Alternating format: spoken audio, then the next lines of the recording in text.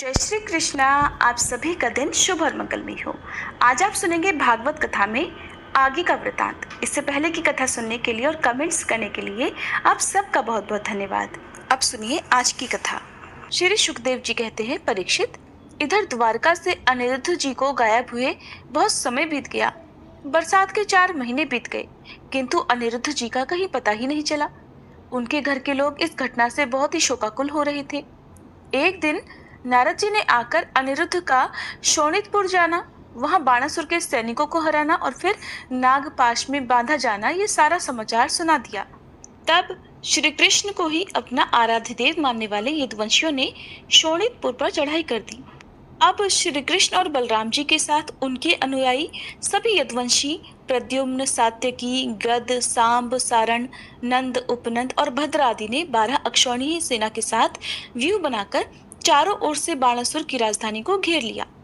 जब बाणासुर ने देखा कि यदुवंशियों की सेना नगर के उद्यान, परकोटों, बुर्जों और सिंह द्वारों को तोड़ फोड़ रही है, तब उसे बड़ा क्रोध आया और वो भी 12 अक्षौहिणी सेना लेकर नगर से निकल पड़ा।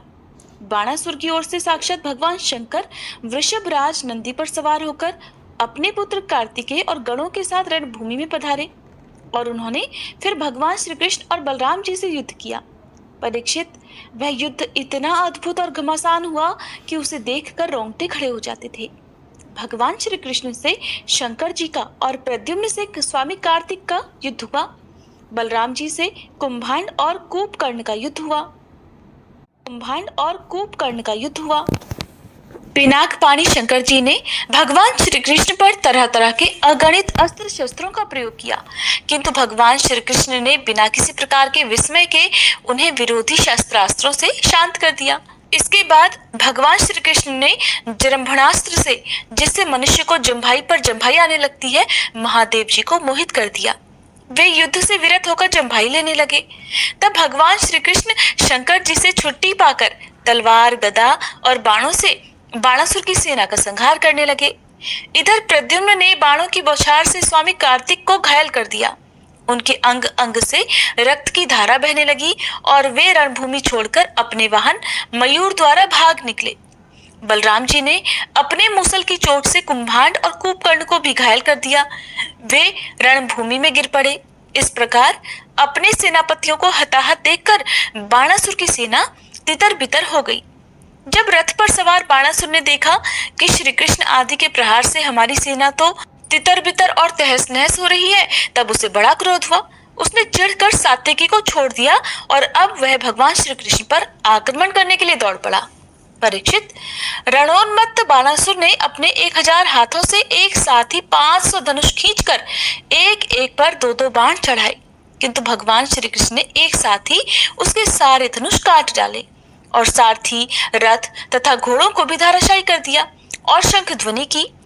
कोटरा नाम की एक देवी बाणासुर की धर्म माता थी। वो अपने उपासक पुत्र के प्राणों की रक्षा के लिए बाल बिखेर कर नंग धड़ंग भगवान श्री कृष्ण के सामने आकर खड़ी हो गई। भगवान श्री कृष्ण ने इसलिए कि कहीं उस पर दृष्टि न पड़ जाए अपना मुंह फेर लिया और वे दूसरी ओर देखने लगे। तब तक बाणासुर धनुष कट जाने और रथहीन हो जाने के कारण अपने नगर में चला गया। इधर जब भगवान शंकर के भूतगण इधर उधर भाग गए, तब उनको छोड़ा हुआ 3 सिर और 3 पैर वाला ज्वर 10 दिशाओं को जलाता हुआ सा भगवान श्री कृष्ण की ओर दौड़ा। भगवान श्री कृष्ण ने उसे अपनी ओर आते देखकर उसका मुकाबला करने के लिए अपना ज्वर छोड़ा। अब वैष्णव और माहेश्वर दोनों ज्वर आपस में लड़ने लगे। अंत में वैष्णव ज्वर के तेज से माहेश्वर ज्वर पीड़ित होकर चिल्लाने लगा और अत्यंत भयभीत हो गया। और जब उसे कहीं सहायता ना मिली, तब वह अत्यंत नम्रता से हाथ जोड़कर शरण में लेने के लिए भगवान श्री कृष्ण से प्रार्थना करने लगा। ज्वर ने कहा, प्रभु, आपकी शक्ति अनंत है। आप ब्रह्मादि ईश्वरों के भी परम ईश्वर हैं। आप सबके आत्मा और सर्व स्वरूप हैं। आप अद्वितीय और केवल ज्ञान स्वरूप हैं। संसार की उत्पत्ति, स्थिति और संहार के कारण आप ही हैं। मैं आपको प्रणाम करता हूँ। प्रभु, आपके शांत, उग्र और अत्यंत भयानक दुस्सह तेज ज्वर से मैं अत्यंत संतप्त हो रहा हूँ। भगवान, देहधारी जीवों को तभी तक ताप संताप रहता है जब तक वे आशा के फंदे में फंसे रहने के कारण आपके चरण कमलों की शरण नहीं ग्रहण करते। तब भगवान श्री कृष्ण ने कहा, त्रिशिरा, मैं तुम पर प्रसन्न हूँ। अब तुम मेरे ज्वर से निर्भय हो जाओ। संसार में जो कोई हम दोनों के संवाद का स्मरण करेगा उसे तुमसे कोई भय न रहेगा। भगवान श्री कृष्ण के इस प्रकार कहने पर महेश्वर ज्वर उन्हें प्रणाम करके चला गया। तब तक बाणासुर रथ पर सवार होकर भगवान श्री कृष्ण से युद्ध करने के लिए फिरा पहुंचा। परीक्षित, बाणासुर ने अपने 1000 हाथों में तरह तरह के हथियार ले रखे थे। अब वो अत्यंत क्रोध में भरकर चक्रपाणी भगवान पर बाणों की वर्षा करने लगा। जब भगवान श्री कृष्ण ने देखा कि बाणासुर ने तो बाणों की झड़ी लगा दी है, तब वे छुरे के समान तीखी धार वाले चक्र से उसकी भुजाएं काटने लगे, मानो कोई किसी वृक्ष की छोटी छोटी डालियां काट रहा हो। जब भक्तवत्सल भगवान शंकर ने देखा कि बाणासुर की भुजाएं कट रही हैं, तब वे चक्रधारी भगवान श्री कृष्ण के पास आए और स्तुति करने लगे।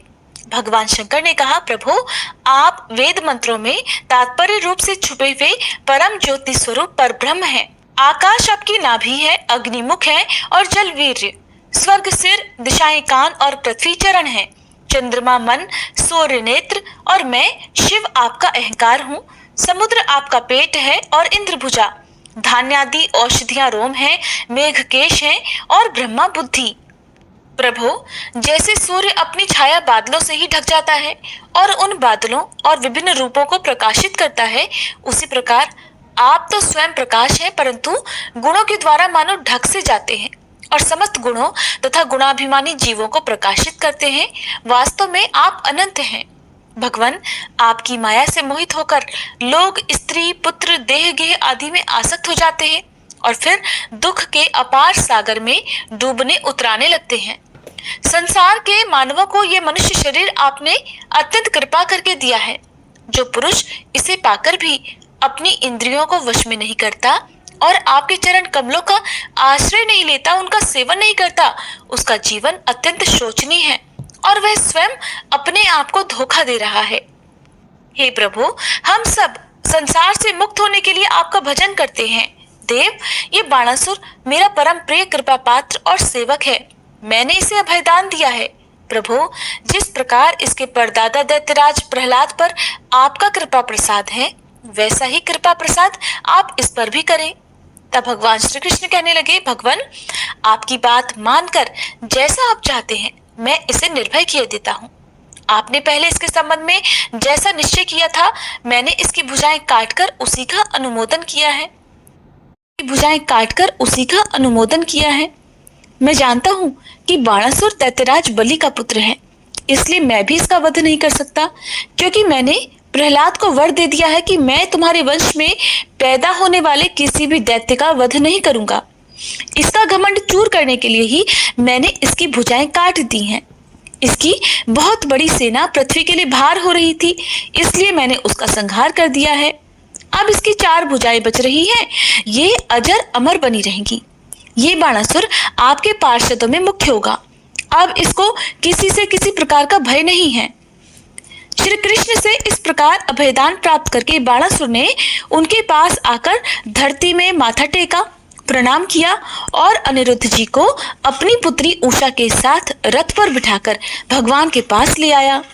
इसके बाद भगवान श्री कृष्ण ने महादेव जी की सम्मति से वस्त्रालंकार भूषित उषा और अनिरुद्ध जी को एक अक्षौहिणी सेना के साथ आगे करके द्वारका के लिए प्रस्थान किया।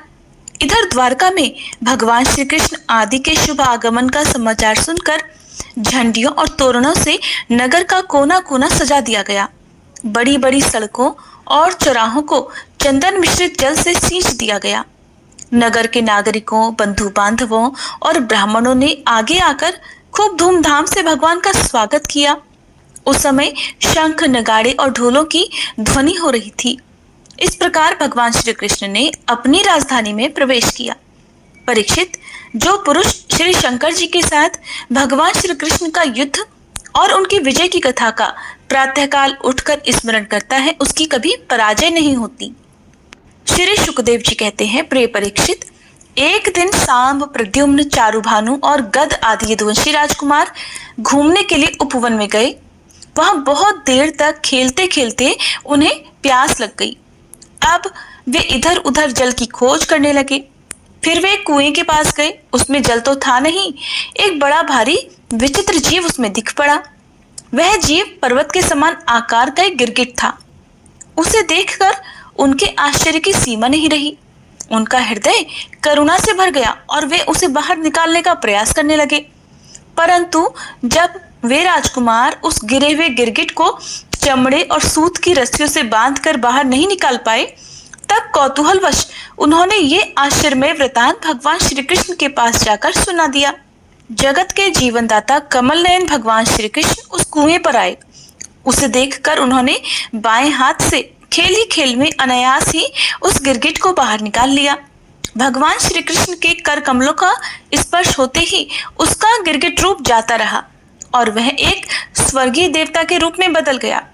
अब उसके शरीर का रंग तपाए हुए सोने के समान चमक रहा था और उसके शरीर पर अद्भुत वस्त्र, आभूषण और पुष्पों के हार शोभा पा रहे थे। हालांकि भगवान श्री कृष्ण जानते थे कि इस दिव्य पुरुष को गिरगिट योनि क्यों मिली थी, फिर भी वह कारण सर्वसाधारण को मालूम हो जाए, इसलिए उन्होंने उस दिव्य पुरुष से पूछा, महाभाग, तुम्हारा रूप तो बहुत ही सुंदर है, तुम हो कौन? मैं तो ऐसा समझता हूँ कि तुम अवश्य ही कोई श्रेष्ठ देवता हो। कल्याण मूर्ते, किस कर्म के फल से तुम्हें इस योनि में आना पड़ा था? वास्तव में तुम इसके योग्य नहीं हो। हम लोग तुम्हारा वृतांत जानना चाहते हैं।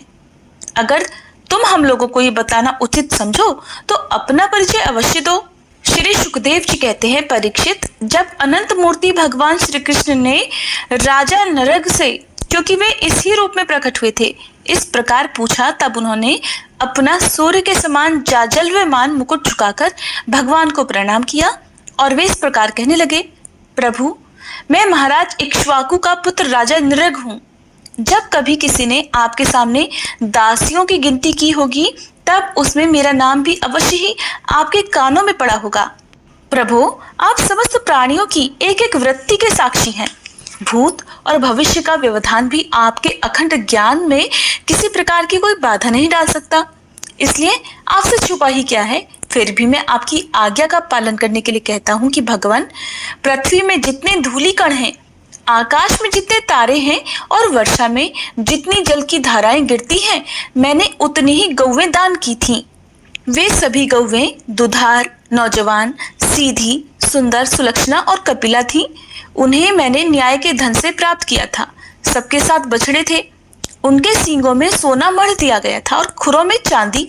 उन्हें वस्त्र, हार और गहनों से सजा दिया जाता था। ऐसी गौएं मैंने दी थी। भगवान, मैं युवावस्था से संपन्न श्रेष्ठ ब्राह्मण कुमारों को, जो सद्गुणी, शील संपन्न, कष्ट में पड़े हुए कुटुंब वाले, दंभ रहित, तपस्वी, वेद पाठी शिष्यों को विद्या दान करने वाले और सच्चरित्र होते, वस्त्राभूषण से अलंकृत करता और उन गौओं को दान में दे देता। इस प्रकार मैंने बहुत सी गौएं, पृथ्वी, सोना, घर, घोड़े, हाथी, दासियों के सहित कन्याएं, तिलों के पर्वत, चांदी, शैया, वस्त्र, रत्न, गृह सामग्री और रथ आदि दान किए। अनेकों यज्ञ किए और बहुत से कुएं, बावली आदि बनवाए।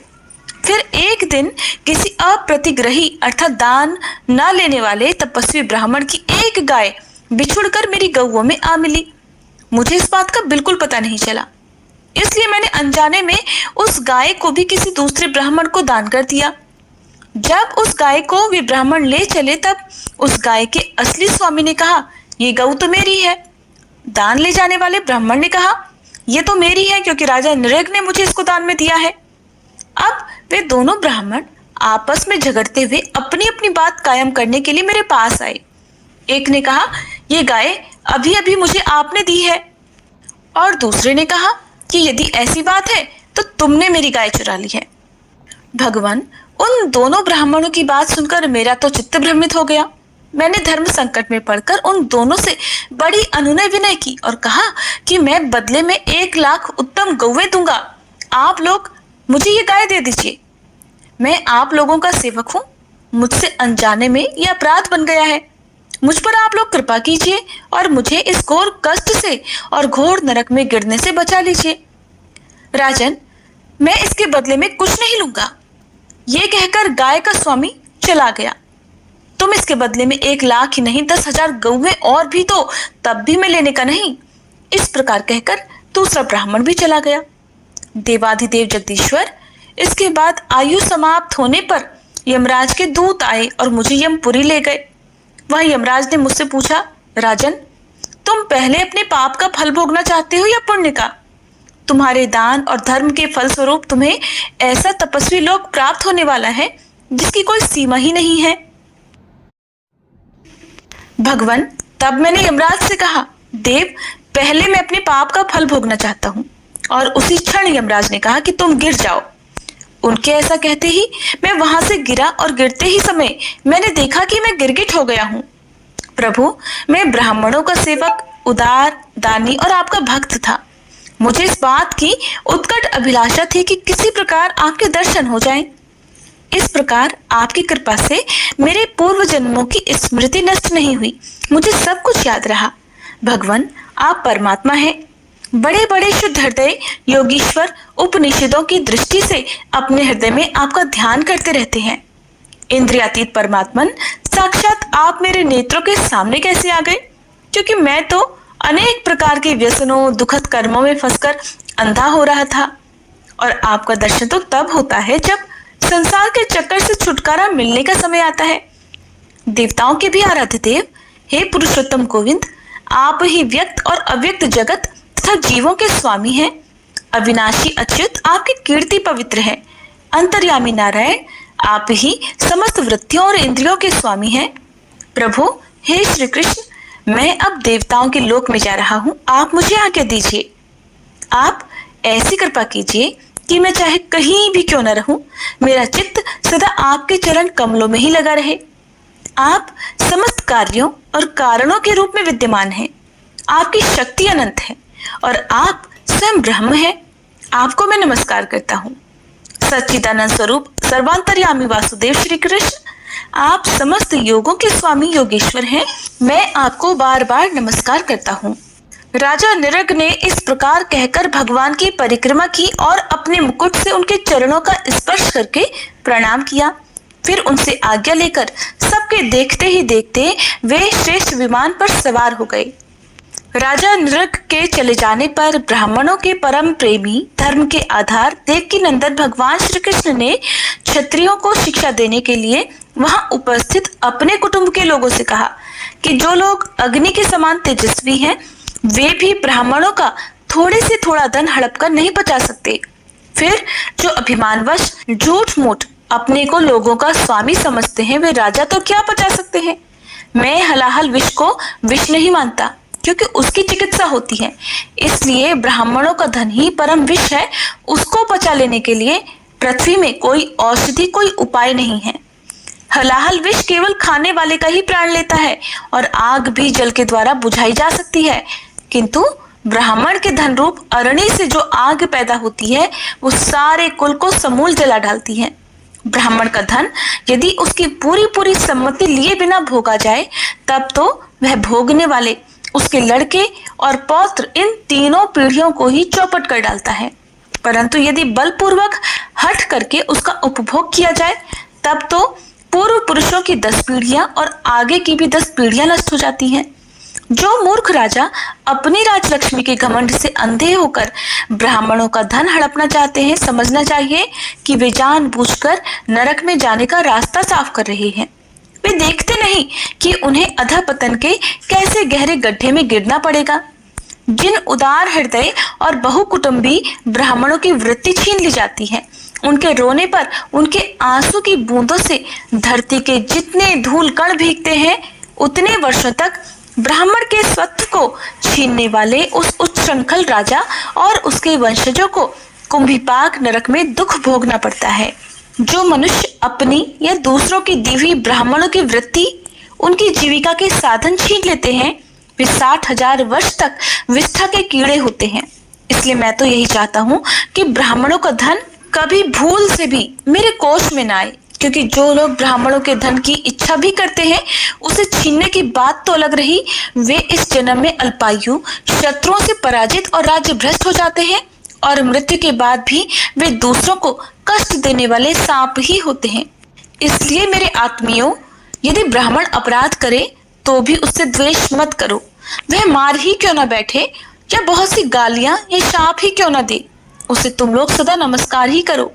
जिस प्रकार मैं बड़ी सावधानी से तीनों समय ब्राह्मणों को प्रणाम करता हूँ, वैसे तुम लोग भी किया करो।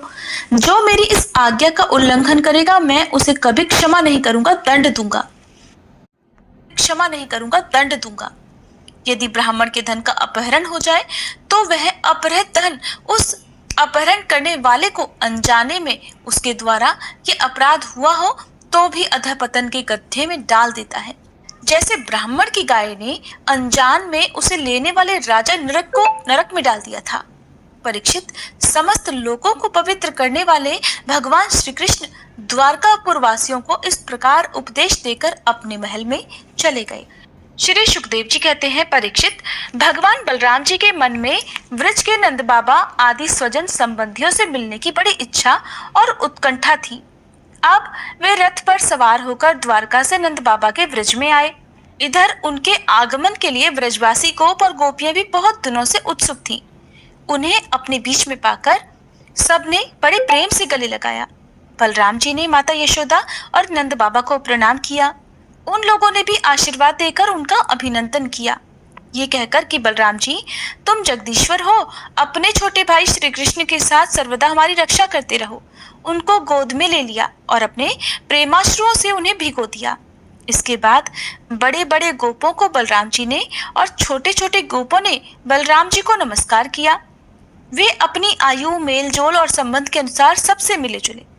ग्वाल बालों के पास जाकर किसी से हाथ मिलाया, किसी से मीठी मीठी बातें की। याद रहा, भगवान आप परमात्मा हैं। बड़े बड़े शुद्ध हृदय योगीश्वर उपनिषदों की दृष्टि से अपने हृदय में आपका ध्यान करते रहते हैं। इंद्रियातीत परमात्मन, साक्षात आप मेरे नेत्रों के सामने कैसे आ गए? क्योंकि मैं तो अनेक प्रकार के व्यसनों, दुखद कर्मों में फंसकर अंधा हो रहा था, और आपका दर्शन तो तब होता है जब संसार के चक्कर से छुटकारा मिलने का समय आता है। देवताओं के भी आराध्य देव, हे पुरुषोत्तम गोविंद, आप ही व्यक्त और अव्यक्त जगत तथा जीवों के स्वामी हैं। अविनाशी अच्युत, आपकी कीर्ति पवित्र है। अंतर्यामी नारायण, आप ही समस्त वृत्तियों और इंद्रियों के स्वामी हैं। प्रभु, हे श्री कृष्ण, मैं अब देवताओं के लोक में जा रहा हूँ, आप मुझे आज्ञा दीजिए। आप ऐसी कृपा कीजिए कि मैं चाहे कहीं भी क्यों न रहूं, मेरा चित्त सदा आपके चरण कमलों में ही लगा रहे। आप समस्त कार्यों और कारणों के रूप में विद्यमान हैं। आपकी शक्ति अनंत है और आप स्वयं ब्रह्म हैं। आपको मैं नमस्कार करता हूँ। सच्चिदानंद स्वरूप सर्वांतर्यामी वासुदेव श्री कृष्ण, आप समस्त योगों के स्वामी योगेश्वर हैं। मैं आपको बार बार नमस्कार करता हूँ। राजा निरग ने इस प्रकार कहकर भगवान की परिक्रमा की और अपने मुकुट से उनके चरणों का स्पर्श करके प्रणाम किया। फिर उनसे आज्ञा लेकर सबके देखते ही देखते वे श्रेष्ठ विमान पर सवार हो गए। राजा निरग के चले जाने पर ब्राह्मणों के परम प्रेमी, धर्म के आधार देवकी नंदन भगवान श्री कृष्ण ने क्षत्रियों को शिक्षा देने के लिए वहां उपस्थित अपने कुटुंब के लोगों से कहा कि जो लोग अग्नि के समान तेजस्वी हैं, वे भी ब्राह्मणों का थोड़े से थोड़ा धन हड़प कर नहीं बचा सकते। फिर जो अभिमानवश झूठ मूठ अपने को लोगों का स्वामी समझते हैं, वे राजा तो क्या बचा सकते हैं। मैं हलाहल विष को विष नहीं मानता, क्योंकि उसकी चिकित्सा होती है। इसलिए ब्राह्मणों का धन ही परम विष है। उसको बचा लेने के लिए पृथ्वी में कोई औषधि, कोई उपाय नहीं है। हलाहल विष केवल खाने वाले का ही प्राण लेता है और आग भी जल के द्वारा बुझाई जा सकती है, किंतु ब्राह्मण के धन रूप अरणि से जो आग पैदा होती है, वो सारे कुल को समूल जला डालती है। ब्राह्मण का धन यदि उसकी पूरी पूरी सम्मति लिए बिना भोगा जाए, तब तो वह भोगने वाले, उसके लड़के और पौत्र, इन तीनों पीढ़ियों को ही चौपट कर डालता है। परंतु यदि बलपूर्वक हठ करके उसका उपभोग किया जाए, तब तो पूर्व पुरुषों की 10 पीढ़ियां और आगे की भी 10 पीढ़ियां नष्ट हो जाती हैं। जो मूर्ख राजा अपनी राजलक्ष्मी के घमंड से अंधे होकर ब्राह्मणों का धन हड़पना चाहते हैं, समझना चाहिए कि वे जानबूझकर नरक में जाने का रास्ता साफ कर रहे हैं। वे देखते नहीं कि उन्हें अधःपतन के कैसे गहरे गड्ढे में गिरना पड़ेगा। जिन उदार हृदय और बहुकुटुंबी ब्राह्मणों की वृत्ति छीन ली जाती है, उनके रोने पर उनके आंसू की बूंदों से धरती के जितने धूल कण भीगते हैं, उतने वर्षों तक ब्राह्मण के स्वत्व को छीनने वाले उस उच्छृंखल राजा और उसके वंशजों को कुंभीपाक नरक में दुख भोगना पड़ता है। जो मनुष्य अपनी या दूसरों की दी हुई ब्राह्मणों की वृत्ति उनकी जीविका के साधन छीन लेते हैं, वे 60,000 वर्ष तक विष्ठा के कीड़े होते हैं। इसलिए मैं तो यही चाहता हूँ कि ब्राह्मणों का धन कभी भूल से भी मेरे कोष में ना आए, क्योंकि जो लोग ब्राह्मणों के धन की इच्छा भी करते हैं, उसे छीनने की बात तो अलग रही, वे इस जन्म में अल्पायु, शत्रुओं से पराजित और राज्य भ्रष्ट हो जाते हैं, और मृत्यु के बाद भी वे दूसरों को कष्ट देने वाले सांप ही होते हैं। इसलिए मेरे आत्मियों, यदि ब्राह्मण अपराध करे तो भी उससे द्वेष मत करो। वह मार ही क्यों ना बैठे या बहुत सी गालियां या शाप ही क्यों ना दे, उसे तुम लोग सदा नमस्कार ही करो। जिस प्रकार मैं बड़ी सावधानी से तीनों समय ब्राह्मणों को प्रणाम करता हूँ, वैसे तुम लोग भी किया करो। जो मेरी इस आज्ञा का उल्लंघन करेगा, मैं उसे कभी क्षमा नहीं करूंगा, दंड दूंगा। करने के लिए यमुना जी को पुकारा, परंतु यमुना जी ने ये समझकर कि ये तो मतवाले हो रहे हैं, उनकी आज्ञा का उल्लंघन कर दिया और वे नहीं आई। तब बलराम जी ने क्रोध पूर्वक अपने हल की नोक से उन्हें खींचा और कहा, पापिनी यमुने, मेरे बुलाने पर भी तू मेरी आज्ञा का उल्लंघन करके यहाँ नहीं आ रही है, मेरा तिरस्कार कर रही है। देख, अब मैं तुझे तेरे स्वेच्छाचार का फल चखाता हूँ। अभी अभी तुझे हल की नोक से 100 टुकड़े किए देता हूँ। जब बलराम जी ने यमुना जी को इस प्रकार डांटा फटकारा, तब तो वे चकित और भयभीत होकर बलराम जी के चरणों में गिर पड़ी और गिड़गिड़ाकर प्रार्थना करने लगी। लोकाभिराम बलराम जी, महाबाहो, मैं आपका पराक्रम भूल गई थी। जगतपते, अब मैं जान गई कि आपके अंशमात्र शेष जी इस सारे जगत को धारण करते हैं। भगवान, आप परम ऐश्वर्यशाली हैं। आपके वास्तविक स्वरूप को न जानने के कारण ही मुझसे यह अपराध बन गया है। सर्व स्वरूप भक्त वत्सल, मैं आपकी शरण में हूँ। आप मेरी भूल चूक क्षमा कर दीजिए, मुझे छोड़ दीजिए। अब यमुना जी की प्रार्थना स्वीकार करके भगवान बलराम जी ने उन्हें क्षमा कर दिया और फिर जैसे गजराज हथिनियों के साथ क्रीड़ा करता है, वैसे ही वे गोपियों के साथ जल क्रीड़ा करने लगे। जब वे अच्छे से जल विहार करके यमुना जी से बाहर निकले, तब लक्ष्मी जी ने उन्हें नीलांबर, बहुमूल्य आभूषण और सोने का सुंदर हार दिया। बलराम जी ने नीले वस्त्र पहन लिए और सोने की माला गले में डाल ली। वे अंगराग लगाकर सुंदर आभूषणों से विभूषित होकर इस प्रकार शोभायमान हुए मानो इंद्र का श्वेतवर्ण ऐरावत हाथी हो। परीक्षित, यमुना जी अब भी बलराम जी के खींचे हुए मार्ग से बहती हैं और ऐसी लगती हैं मानो अनंत शक्ति भगवान बलराम जी का यशोगान कर रही हों। बलराम जी का चित्त व्रजवासिनी गोपियों के माधुर्य से इस प्रकार मुक्त हो गया कि उन्हें समय का कुछ ध्यान ही नहीं रहा। बहुत सी रातें एक रात के समान बीत गई। इस प्रकार बलराम जी व्रज में विहार करते रहे। श्री सुखदेव जी कहते हैं, परीक्षित, जब भगवान बलराम जी नंद बाबा के व्रज में गए हुए थे, तब पीछे से करुष देश के अज्ञानी राजा पौंड्रक ने भगवान श्री कृष्ण के पास एक दूत भेजकर ये कहलाया कि भगवान वासुदेव मैं हूँ। मूर्ख लोग उसे बहकाया करते थे कि आप ही भगवान वासुदेव हैं और जगत की रक्षा के लिए पृथ्वी पर अवतरित हुए हैं। और इसका फल ये हुआ कि वह मूर्ख पौंड्रक अपने आप को ही भगवान मान बैठा। जैसे बच्चे आपस में खेलते समय किसी बालक को ही राजा मान लेते हैं और वह राजा की तरह उनके साथ व्यवहार करने लगता है, वैसे ही मंदमती अज्ञानी पौंड्रक ने अचिंत्य गति भगवान श्री कृष्ण की लीला और रहस्य न जानकर द्वारका में उनके पास दूत भेज दिया। पौंड्रक का दूत अब द्वारका आया और राजसभा में बैठे हुए कमल नयन भगवान श्री कृष्ण को उसने अपने राजा का संदेश कह सुनाया कि एकमात्र मैं ही वासुदेव हूँ, दूसरा कोई नहीं है। प्राणियों पर कृपा करने के लिए मैंने ही अवतार ग्रहण किया है। तुमने तो झूठ मूठ अपना नाम वासुदेव रख लिया है और आप उसे छोड़ दो। यदुवंशी, तुमने मूर्खतावश मेरे चिन्ह भी धारण कर रखे हैं, उन्हें छोड़कर मेरी शरण में आ जाओ और अगर मेरी बात तुम्हें स्वीकार न हो तो आओ और मुझसे युद्ध करो। न हो तो आओ और मुझसे युद्ध करो। श्री सुखदेव जी कहते हैं, परीक्षित, मंदमती पौंड्रक की यह बहक सुनकर उग्रसेन आदि सभासद जोर जोर से हंसने लगे। उन लोगों की हंसी समाप्त होने के बाद भगवान श्री कृष्ण ने दूत से कहा कि तुम जाकर अपने राजा से कह देना कि रे मूर्ख, मैं अपने चक्र आदि चिन्ह यों ही नहीं छोड़ूंगा, इन्हें मैं तुझ पर छोड़ूंगा, और केवल तुझ पर ही नहीं, तेरे उन सब साथियों पर भी जिनके बहकाने से तू इस प्रकार बहक रहा है।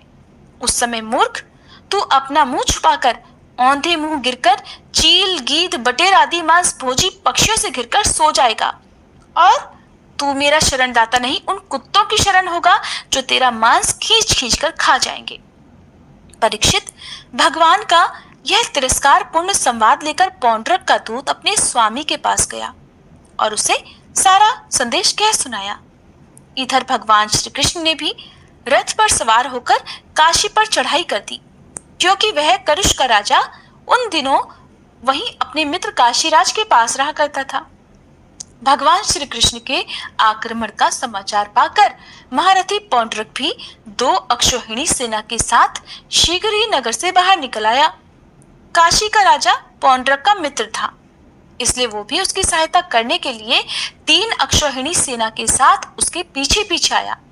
परीक्षित, अब भगवान श्री कृष्ण ने पौंड्रक को देखा।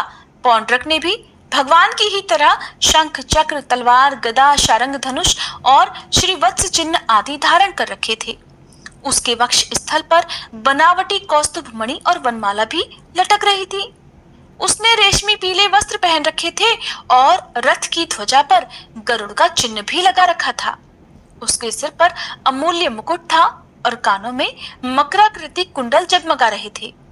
उसका ये सारा का सारा वेश बनावटी था, मानो कोई अभिनेता रंगमंच पर अभिनय करने के लिए आया हो।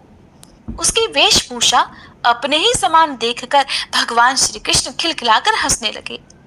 अब शत्रुओं ने भगवान श्री कृष्ण पर त्रिशूल, गदा, मुदगर, शक्ति, रिष्टि, प्रास, तोमर, तलवार, पट्टिश और बाण आदि अस्त्र शस्त्रों से प्रहार किया। प्रलय के समय जिस प्रकार आग सभी प्रकार के प्राणियों को जला देती है, वैसे ही भगवान श्री कृष्ण ने भी गदा, तलवार, चक्र और बाण आदि शस्त्रास्त्रों से पौंड्रक तथा काशीराज के हाथी, रथ, घोड़े और पैदल चतुरंगणी सेना को तहस नहस कर दिया। वह रणभूमि भगवान के चक्र से टुकड़े टुकड़े हुए रथ, घोड़े, हाथी, मनुष्य, गधे और ऊंटों से पट गई। उस समय ऐसा लग रहा था मानो वह भूतनाथ शंकर की भयंकर क्रीड़ा स्थली हो। उसे देख देखकर शूरवीरों का उत्साह और भी बढ़ रहा था। अब भगवान श्री कृष्ण ने पौंड्रक से कहा, रे पौंड्रक, तूने दूत के द्वारा कहलाया था कि मेरे चिन्ह, अस्त्र शस्त्र आदि छोड़ दो, सो अब मैं उन्हें तुझ पर छोड़ रहा हूं। तूने झूठ मूठ मेरा नाम रख लिया है, इसलिए मूर्ख, अब मैं तुझसे उन नामों को भी छुड़ा कर रहूंगा। रही तेरी शरण में आने की बात, सो यदि मैं तुझसे युद्ध न कर सकूंगा तो तेरी शरण अवश्य ग्रहण करूंगा।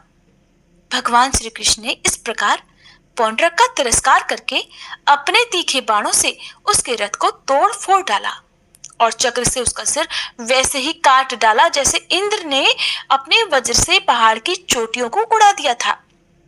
इसी प्रकार भगवान ने अपने बाणों से काशी नरेश का सिर भी धड़ से ऊपर उड़ाकर काशीपुरी में गिरा दिया, ठीक वैसे ही जैसे वायु कमल का पुष्प गिरा देती है। इस प्रकार अपने साथ डाह रखने वाले पौंड्रक को और उसके सखा काशी नरेश को मारकर भगवान श्री कृष्ण अपनी राजधानी द्वारका में लौट आए। उस समय सिद्धगण भगवान की अमृतमयी कथा का गान कर रहे थे। परीक्षित, पौंड्रक भगवान के रूप का चाहे वो किसी भी भाव से हो सदा चिंतन करता रहता था। इससे उसके सारे बंधन कट गए। वह भगवान का बनावटी वेश धारण किए रहता था। इससे बार बार उसी का स्मरण होने के कारण वह भगवान के ही सारूप्य को प्राप्त हुआ।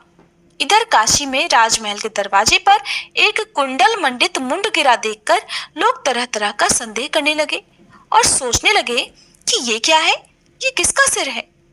जब ये मालूम हुआ कि ये तो काशी नरेश का ही सिर है, तब तो रानियां, राजकुमार, राज परिवार के लोग तथा नागरिक रो रो कर विलाप करने लगे। हा नाथ, हा राजन, हाय हाय, हमारा तो सर्वनाश हो गया। काशी नरेश का पुत्र था सुदक्षिण। उसने अपने पिता का अंत्येष्टि संस्कार करके मन ही मन ये निश्चय किया कि अपने पितृघाती को मारकर ही मैं पिता के ऋण से उऋण हो सकूंगा।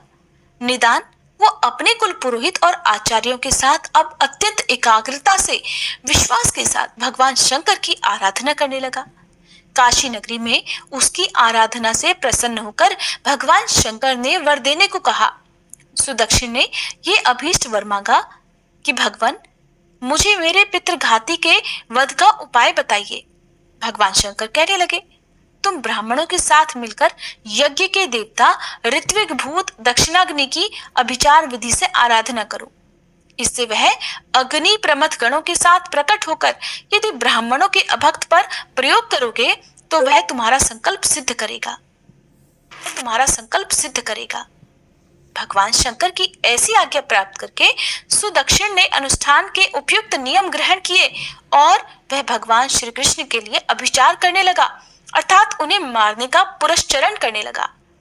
अभिचार पूर्ण होते ही यज्ञ कुंड से अति भीषण अग्नि मूर्तिमान होकर प्रकट हुआ।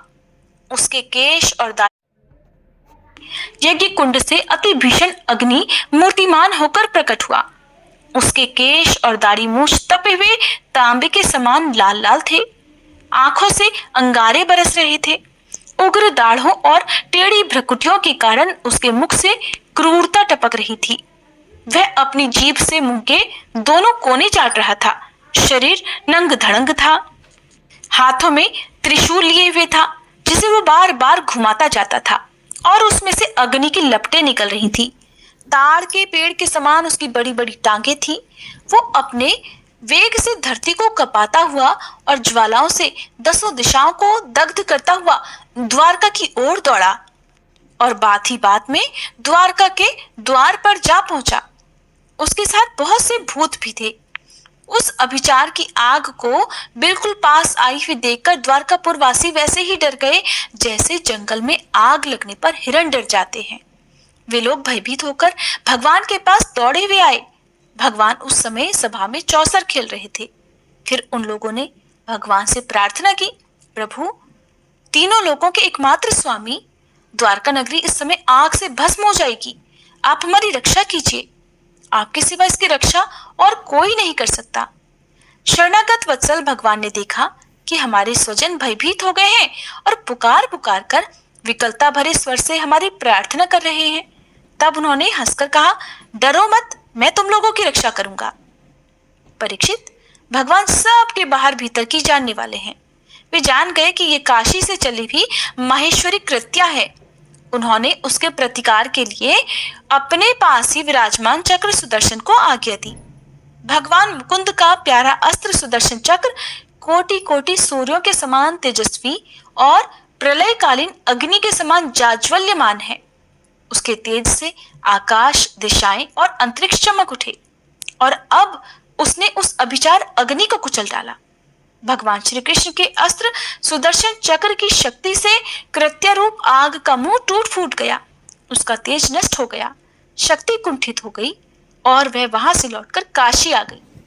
फिर उसने ऋत्विज आचार्यों के साथ सुदक्षिण को ही जलाकर भस्म कर दिया। इस प्रकार उसका अभिचार उसी के विनाश का कारण बन गया। कृत्या के पीछे पीछे सुदर्शन चक्र भी काशी आ पहुंचा। काशी बड़ी विशाल नगरी थी। वह बड़ी बड़ी अटारियों, सभा भवन, बाजार, नगर द्वार, द्वार के शिखर, चार दीवारियों, खजाने, हाथी घोड़े, रथ और अन्नों के गोदाम से सुसज्जित थी। भगवान श्री कृष्ण के सुदर्शन चक्र ने सारी काशी को जलाकर भस्म कर दिया और फिर वह परमानंदमयी लीला करने वाले भगवान श्री कृष्ण के पास लौट आया। जो मनुष्य पुण्य कीर्ति भगवान श्री कृष्ण के इस चरित्र को एकाग्रता के साथ सुनता या सुनाता है, वह सारे पापों से छूट जाता है। हरे कृष्णा। आज के अध्याय में बस इतना ही। इसके आगे की कथा आप सभी अगले अध्याय में जरूर सुनिएगा।